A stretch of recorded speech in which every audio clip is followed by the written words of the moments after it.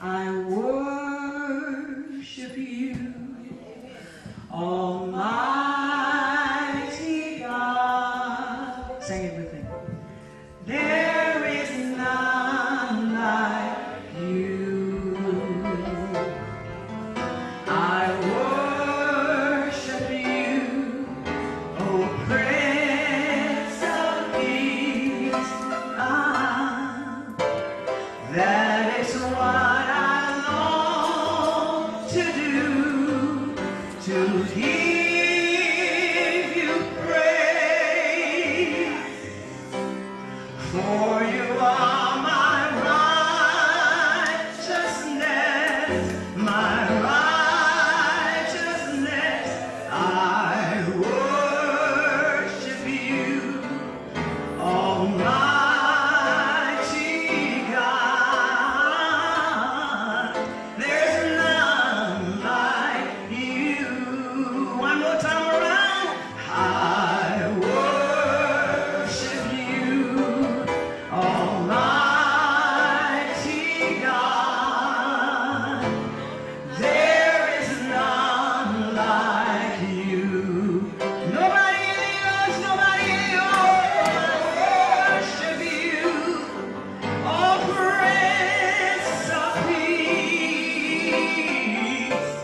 That is what I long to do. What we did here today, give you praise. Why? For you are my righteousness, my righteousness. I worship you, Almighty God. There is none like you. Nobody, nobody, nobody, Lord. There is none like. I searched over and over and over and over. There is none like you. I am all of you, God. I sought, but I can't find nobody, no one like you.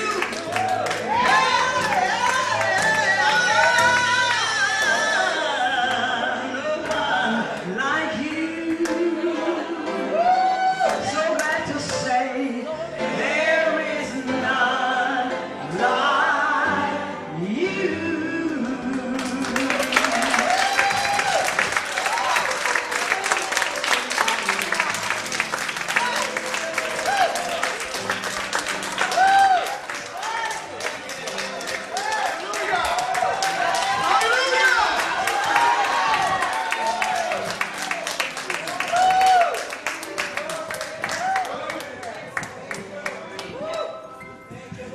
Oh my goodness. It's good. I don't know about y'all, but I feel refreshed. God is doing something in my spirit. I don't know about y'all. And what we got to do is not remember where we used to be and keep going back where we used to be, how dirty we were. Just remember how clean we are right now. And to continue to be renewed, that we can be transformed by the renewing of our minds. Raye, she usually comes every second Wednesday.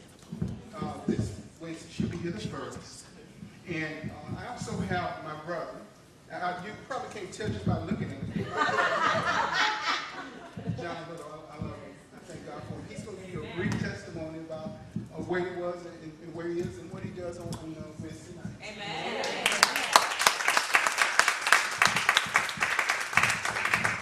Actually, I'll just keep it very, very brief. If you liked what she did with Genesis chapter 5, that's what we do. Next time you come, we'll do the same thing with Revelation 7.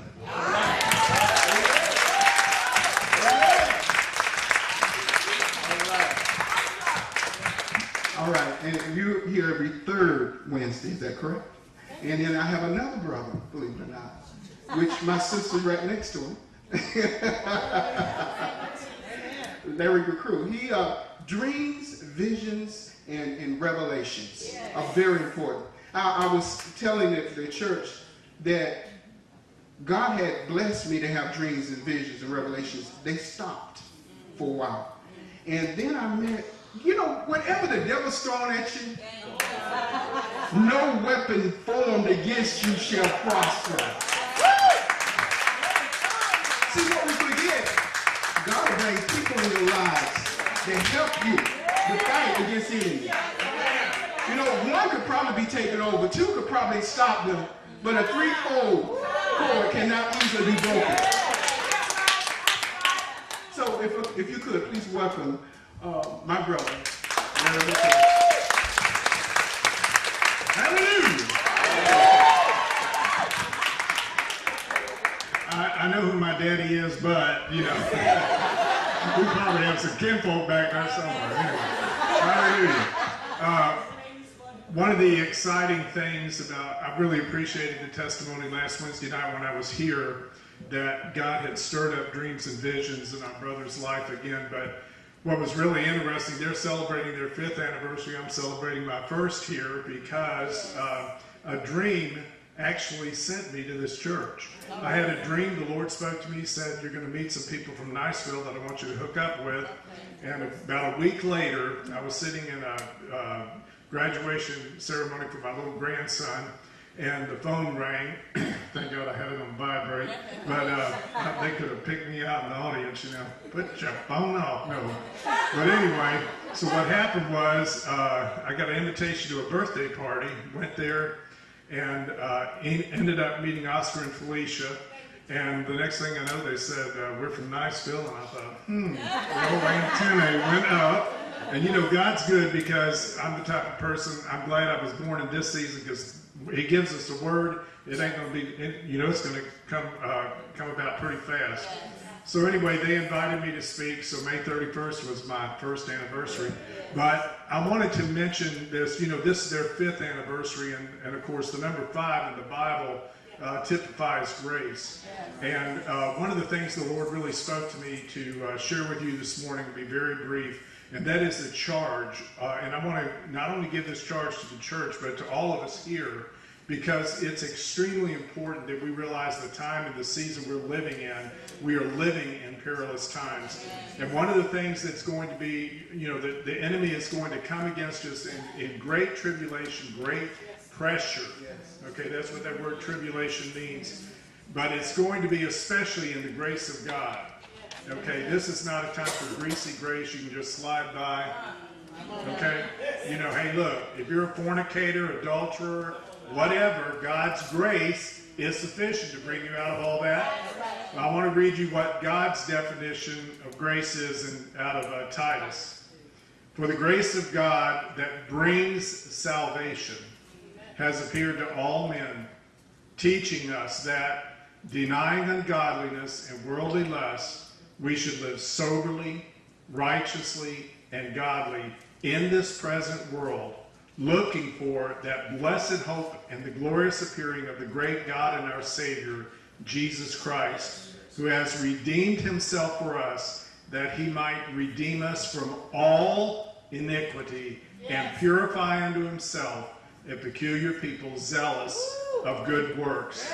These things speak and exhort and rebuke